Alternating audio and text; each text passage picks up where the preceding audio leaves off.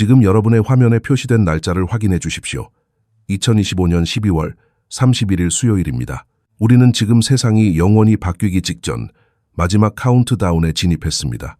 정확히 36시간 후면 1월 2일에 태양이 떠오를 것입니다.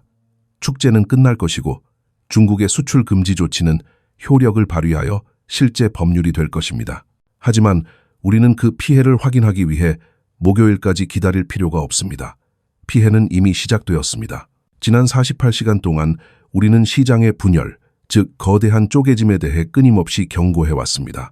오늘 그 균열은 단순한 틈을 넘어 회복 불가능한 협곡이 되었습니다.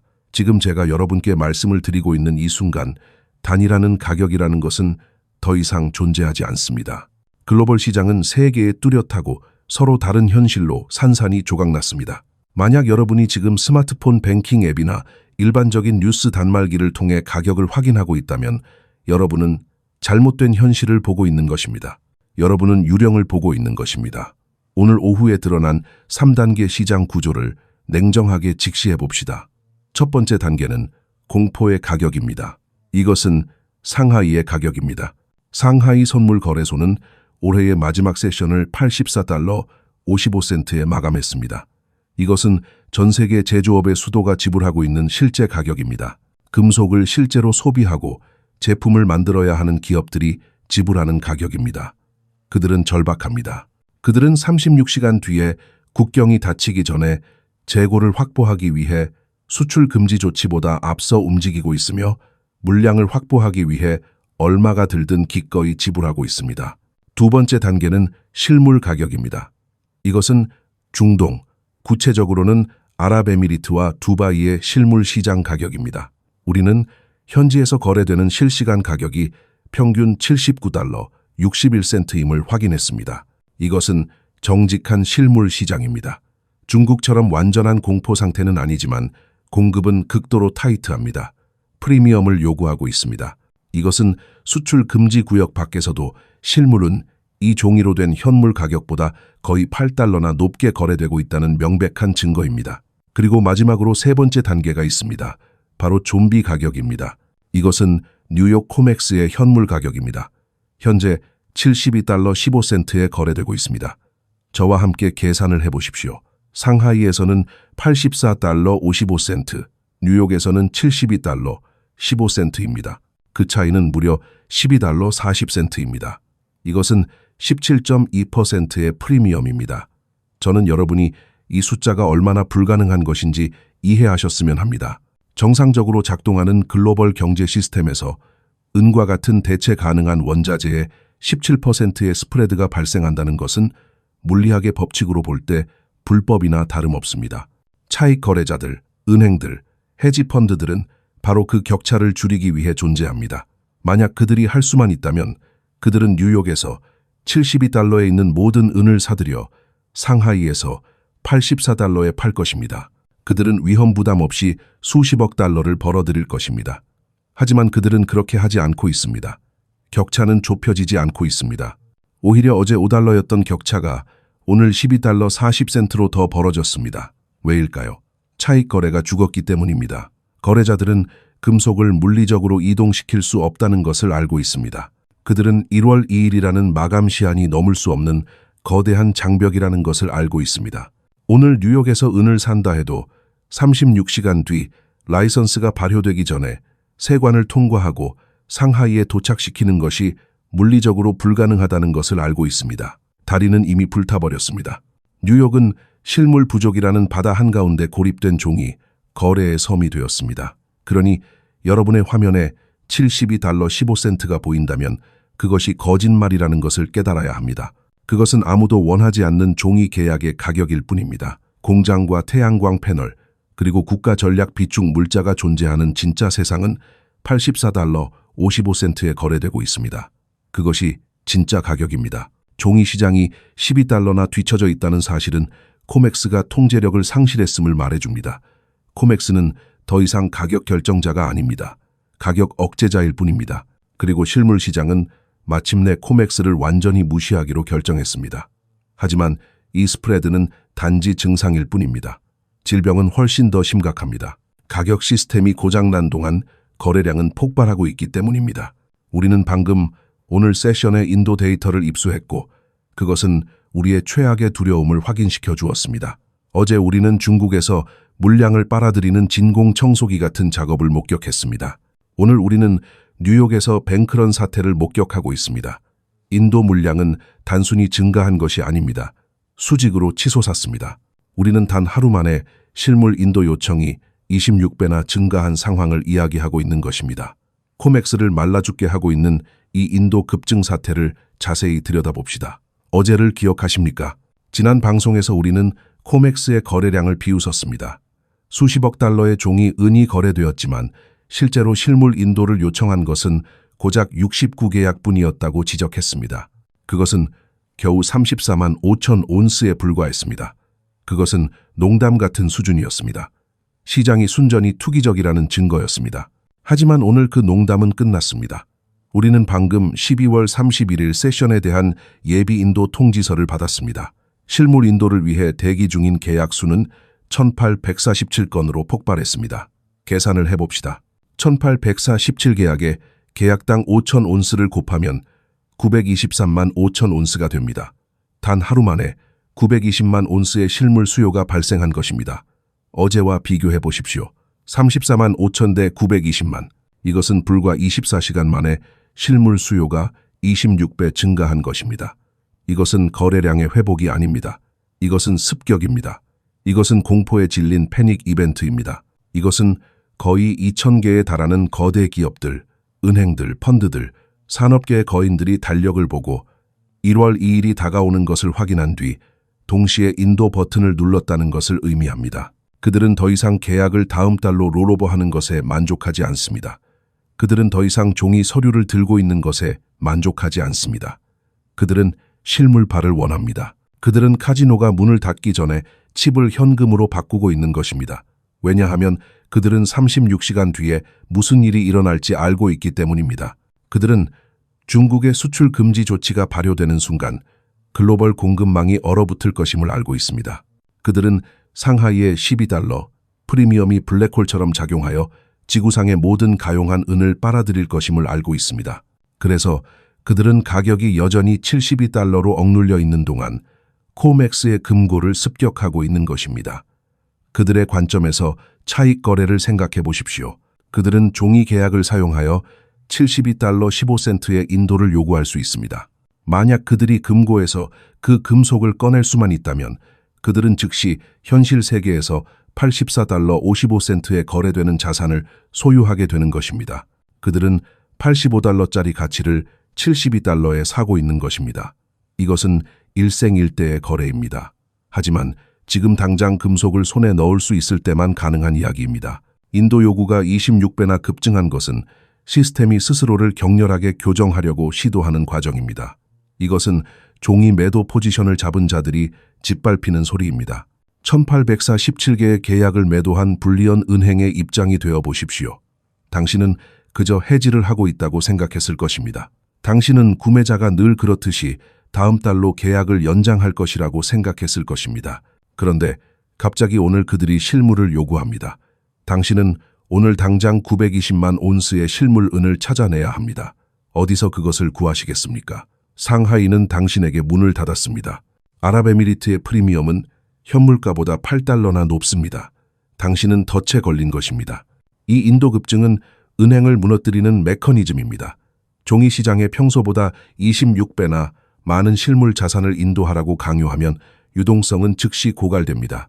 그리고 그것은 왜 은행 시스템이 현금을 달라고 비명을 지르고 있는지 정확하게 설명해 줍니다. 왜 연방준비제도가 오늘 또다시 개입해야 했는지 설명해 줍니다. 은행들은 단순히 스프레드 때문에 돈을 잃고 있는 것이 아닙니다. 그들은 이 실물 인도를 결제하기 위해 현금을 쏟아붓고 있습니다. 어제 30억 달러의 자금 주입이 경고 사격이었다면 오늘의 자금 주입은 출혈이 멈추지 않았다는 확인 신호입니다. 사실 상황은 더 악화되고 있습니다. 우리는 모두가 새해 카운트다운을 지켜보는 동안 조용히 일어난 또 다른 거대한 유동성 공급 작전을 발견했습니다. 지금 시스템을 간신히 떠받치고 있는 58억 달러 규모의 비밀 구제, 금융을 들여다봐야 합니다. 연방준비제도를 봅시다. 그리고 오늘 오후 연방준비제도의 대차 대조표를 보았을 때 우리가 확인한 것은 공포 그 자체였습니다. 여러분은 어제의 30억 달러 주입이 일회성 사건, 즉 단일한 문제에 대한 단일한 반창고라고 생각했을지도 모릅니다. 하지만 오늘 아침의 데이터는 상처가 아물지 않고 있음을 증명합니다. 그것은 대출혈을 일으키고 있습니다. 우리는 연준이 12월 31일 오늘 두 번째 긴급 레포 운영을 실행했음을 방금 확인했습니다. 금액은 28억 달러였습니다. 어제의 30억 달러에 이것을 더하면 우리는 불과 48시간 만에 총 58억 달러의 긴급 유동성이 은행 배관망으로 주입된 것을 보고 있는 것입니다. 58억 달러입니다. 이것을 체감할 수 있게 설명하자면 중형 광산 회사의 전체 시가총액보다 많은 금액입니다. 현재 가격으로 거의 8천만 온스의 은을 살 수 있는 현금입니다. 그리고 은행들은 단지 지불 능력을 유지하기 위해 이틀 만에 이 돈을 다 태워버렸습니다. 왜일까요? 왜 은행들은 지금 당장 60억 달러에 가까운 하루짜리 현금이 필요할까요? 바로 우리가 방금 논의했던 그 인도 급증 때문입니다. 하지만 여러분은 불리언 은행에 대한 숏 스퀴즈, 즉 공매도 쥐어짜기의 메커니즘을 이해해야 합니다. 오늘 1847개의 계약이 인도를 요구했을 때 거래의 반대편에 있던 은행들, 아마도 JP모건, 시티은행, 뱅크 오브 아메리카 같은 곳들은 유동성의 죽음의 소용돌이에 휘말렸습니다. 그들은 서류상으로는 매도 포지션이지만 갚아야 할 것은 실물입니다. 그 인도를 이행하기 위해 그들에게는 두 가지 선택지가 있습니다. 선택지 A, 자신의 금고에 있는 금속을 내어준다. 하지만 그들의 금고는 바닥을 드러내고 있고 중국의 금수 조치가 시작되기 전에 금고가 완전히 비어버리는 것을 그들은 두려워하고 있습니다. 선택지 B, 그들은 공개 시장으로 나가서 고객에게 건네줄 금속을 즉시 사와야 합니다. 하지만 여기에 문제가 있습니다. 공개 시장은 고장났습니다. 만약 그들이 상하이에서 은을 사려 한다면 84달러를 지불해야 합니다. 아랍에미리트에서 사려 한다면 79달러를 지불해야 합니다. 하지만 그들은 계약을 72달러에 팔았습니다. 그들은 인도하는 모든 운수마다 막대한 손실을 확정짓고 있는 것입니다. 그들은 비싸게 사서 싸게 넘겨주고 있습니다. 이것은 그들의 현금 보유고를 파괴합니다. 대차 대조표에 순식간에 구멍을 뚫어버립니다. 그래서 그들은 스프레드를 메우고 결제 자금을 조달하기 위해 현금을 빌리러 연준의 레포 창구로 달려가야만 합니다. 58억 달러는 사실상 그 스프레드의 비용입니다. 서구 은행 시스템이 이 게임을 24시간 더 지속하기 위해 지불하고 있는 대가인 것입니다. 그리고 우리는 개별 은행 보고서에서 스트레스 골절이 나타나는 것을 보고 있습니다. 트레이딩 데스크에서 흘러나오는 소문에 따르면 JP모건은 하룻밤 사이에 원자재 부문에 대한 대손 충당금을 4억 달러나 조용히 늘렸다고 합니다. 화창한 날을 대비해서 4억 달러를 쌓아두지는 않습니다. 폭풍이 지금 당신의 포트폴리오를 강타하고 있다는 것을 알기 때문에 충당금을 쌓는 것입니다. 그들은 충돌에 대비하고 있습니다. 그들은 자신들이 보유하는 포지션이 유독하다는 것을 알고 있습니다. 우리는 또한 시티은행 내부 관계자들로부터 전례 없는 실물 인도 요청이 그들의 결제 시스템을 마비시키고 있다는 보고를 받고 있습니다. 그들은 지연시키고 있습니다. 시간을 끌고 있습니다. 우리는 고객들이 자신의 금속을 요구했을 때 관리상의 시간이 필요하다는 이유로 처리를 미루고 있다는 이야기를 듣고 있습니다. 여기서 말하는 관리상의 시간이란 은행가들이 사용하는 암호입니다. 그것은 사실 우리에게 은이 없으며 그것을 찾기 위해 사방팔방으로 뛰어다니고 있다는 뜻입니다. 뱅크 오브 아메리카는 대량 주문에 대한 인도 일정을 표준 2일에서 거의 2주로 연장하고 있다고 알려졌습니다. 왜 지연되는 것일까요? 그들이 뉴욕에 금속을 가지고 있지 않기 때문에 런던이나 ETF 혹은 찾을 수 있는 그 어떤 곳에서라도 금속을 조달하려고 노력하고 있기 때문입니다. 이것은 전형적인 뱅크런 역학입니다. 하지만 사람들이 20달러짜리 지폐를 인출하기 위해 ATM 앞에 줄을 서는 대신 산업계의 거인들이 1000온스짜리 바를 인출하기 위해 코맥스 앞에 줄을 서고 있다는 점이 다를 뿐입니다. 은행들은 금속에 있어서 지급 불능 상태입니다. 연준이 방금 58억 달러를 주었기 때문에 그들은 달러는 가지고 있습니다. 하지만 달러는 은을 인쇄할 수 없습니다. 이것이 그들의 억제 계획에 존재하는 치명적인 결함입니다. 그들은 종이 레버리지를 통해 영원히 가격을 통제할 수 있다고 생각했지만 레버리지는 양날의 검입니다. 레버가 뒤로 튕겨 나갈 때 그것은 그것을 잡고 있는 사람을 으스러뜨립니다. 그리고 이 유동성 고갈의 타이밍을 생각해 보십시오. 오늘은 12월 31일입니다. 보통 연말의 레포 시장은 조용합니다. 은행들은 장부를 마감하고 집에 가고 싶어 합니다. 그런데 연준이 이렇게 적극적으로 움직이고 은행들이 현금을 이토록 갈구한다는 것은 12월 31일 현재 상황이 얼마나 심각한지를 말해줍니다. 그들은 1월 2일까지 기다릴 수 없습니다. 그들은 지금 당장 돈이 필요합니다. 이 58억 달러의 구제 금융은 붕괴해 보이지 않는 증거입니다. 화면의 가격은 72달러라고 말합니다. 그래서 여러분은 모든 것이 평온하다고 생각할지 모릅니다. 하지만 연방준비제도의 대차 대조표는 58억 달러라고 말하며 건물이 불타고 있음을 알리고 있습니다. 그들은 소매 대중이 연기를 보지 못하도록 불길을 잡기 위해 돈이라는 물대포를 쏘아대고 있는 것입니다. 하지만 연기는 그곳에 있습니다. 어디를 봐야 할지 안다면 보입니다. 뉴욕의 은행들이 인도 의무의 구멍을 메우기 위해 현금을 태우고 있는 동안 상하이의 상황은 진공 청소기 수준을 넘어 완전한 고갈 사태로 가속화되었습니다.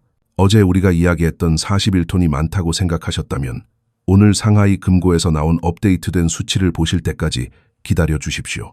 고갈 속도가 2배로 빨라졌습니다. 중국인들은 단순히 금속을 가져가는 것이 아닙니다. 그들은 거래소의 내장을 파내고 있습니다. 상하이 재고를 위험 수위로 끌어내린 84톤의 총 인출량에 대해 이야기해야 합니다. 우리는 고갈의 수학에 대해 이야기해야 합니다. 왜냐하면 이 속도라면 2월에는 사울은조차 남지 않을 것이기 때문입니다. 금고 데이터를 봅시다. 뉴욕의 은행들이 대차대조표의 구멍을 종이 달러로 필사적으로 막으려 하는 동안 상하이의 금고는 역사적 전례를 무시하는 속도로 물리적 실체들이 비워지고 있습니다. 우리는 어제 사라진 41톤에 대해 이야기했고 많은 분이 그것을 일회성 사건, 즉 단일한 전략적 움직임이라고 생각했습니다. 하지만 오늘 아침 상하이 황금거래소 청산 보고서의 데이터는 그것이 일회성이 아님을 증명했습니다. 그것은 단지 첫 번째 파도였을 뿐입니다. 우리는 이제 12월 31일 세션 동안 추가로 43톤의 은이 인출되었음을 확인했습니다. 어제의 41톤에 이것을 더하면 우리는 불과 48시간 만에 총 84m톤의 은이 거래소에서 제거된 것을 목격하고 있는 것입니다. 이 움직임의 엄청난 무게를 이해하기 어렵기 때문에 온스로 환산해 보겠습니다. 84톤은 대략 270만 트로이 온스가 사라진 것입니다. 등록된 비축량에서 제거되어 무장 호송대에 실려 어둠 속으로 사라졌습니다. 이 연소율을 체감할 수 있게 설명하자면 상하이 거래소는 평상시 거래일에는 하루에 대략 2톤에서 3톤 정도의 인출을 봅니다. 우리는 현재 하루에 42톤의 인출을 보고 있습니다. 이것은 실물 반출이 1400% 증가한 것입니다. 이것은 산업적 소비가 아닙니다. 공장들이 태양광 패널을 만들기 위해 하룻밤 사이에 갑자기 14배나 더 많은 금속을 필요로 하지는 않습니다. 이것은 공포에 의한 사재기입니다. 이것은 중국의 스마트머니가 시계를 보고 1월 2일 수출 금지까지 36시간 남았다는 것을 확인한 뒤 굿을 완전히 말려버리기로 결정한 것입니다. 그리고 전체 재고에 미치는 영향은 재앙적입니다. 우리는 수년 동안 상하이 재고 수준을 추적해왔습니다. 이틀 전 우리는 재고 수준이 755톤으로 떨어졌기 때문에 걱정했습니다. 오늘 공식 재고 집계는 727톤으로 추락했습니다. 그 궤적의 수학을 생각해 보십시오. 그들은 매일 전체 거래소 재고의 약 3.5%를 고갈시키고 있습니다. 이 속도가 계속된다면 그리고 멈출 것이라고 믿을 이유가 전혀 없는 상황에서 상하이 황금 거래소는 수학적으로 한 달 안에 텅 비게 될 것입니다. 제로입니다. 남은 금속이 없게 됩니다. 하지만 한 달도 걸리지 않을 것입니다. 시장은 직선으로 0으로 가지 않기 때문입니다. 시장은 어느 순간 부러집니다. 재고가 심리적 임계점, 대개 500톤 아래로 떨어지면 공포는 가속화됩니다. 구매자들은 모두를 위한 충분한 양이 없다는 것을 깨닫고 주문을 2배로 늘립니다. 금고에 대한 뱅크런은 기하급수적으로 변합니다. 우리는 지금 그 기하급수적 곡선의 시작을 보고 있습니다. 여러분은 스스로에게 물어봐야 합니다. 누가 이 금속을 가져가고 있는가? 동전 몇 개를 사는 소매 투자자가 아닙니다. 코인 형태로 84톤을 인출하지는 않습니다. 이것은 국가입니다. 이것은 전략적 비축입니다. 이것은 CATL이나 BYD 같은 배터리 대기업들입니다. 이들은 내부 정보를 가진 실체들입니다. 그들은 목요일에 새로운 수출 라이선스가 얼마나 엄격해질지 정확히 알고 있습니다. 그리고 이틀 만에 84톤을 인출함으로써 그들의 행동은 우리에게 비명을 지르고 있습니다. 그들은 공급망이 완전히 얼어붙을 것이라고 예상한다고 우리에게 말하고 있는 것입니다. 그들은 선제적인 물류 포획에 관여하고 있습니다. 정치인들이 국경을 확보하기 전에 그들은 원자를 확보하고 있습니다. 그리고 이것은 서방 세계에 무서운 피드백 루프를 생성합니다. 상하이 금고를 떠나는 모든 온스는 런던이나 뉴욕으로 다시는 차익 거래될 수 없는 온스입니다. 그것은 글로벌 유동 물량에서 영구적으로 제거된 온스입니다. 수백만 온스의 매도 포지션을 가진 우리가 방금 논의했던 서방 은행들은 이 재고 감소를 지켜보며 식은땀을 흘리고 있습니다. 그들은 그 금속을 믿고 있었습니다.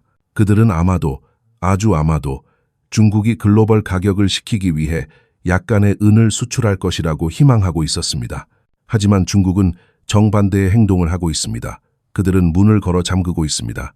이 84톤의 진공 상태는 우리가 일부에서 이야기했던 가격 분열의 물리적 현현입니다. 왜 상하이에서 은이 84달러일까요? 727톤밖에 남지 않았고 모두가 그것을 원하기 때문입니다. 왜 뉴욕에서 은이 72달러일까요? 아무도 코맥스가 어차피 금속을 가지고 있다고 믿지 않기 때문입니다. 그래서 그 가격은 단지 종이 위 소설일 뿐입니다. 우리는 실시간으로 재고 위기가 펼쳐지는 것을 보고 있습니다. 48시간 동안 84톤, 이것이 중요한 통계입니다. RSI가 아니고 MACD가 아닙니다. 물리적 유출이 중요합니다. 은행을 구제하기 위해 돈을 찍어낼 수는 있지만 금고를 다시 채우기 위해 84톤의 은을 찍어낼 수는 없기 때문입니다. 그리고 이 사재기는 거래소 수준에서만 일어나는 것이 아닙니다. 기업 수준으로 흘러내려가고 있습니다.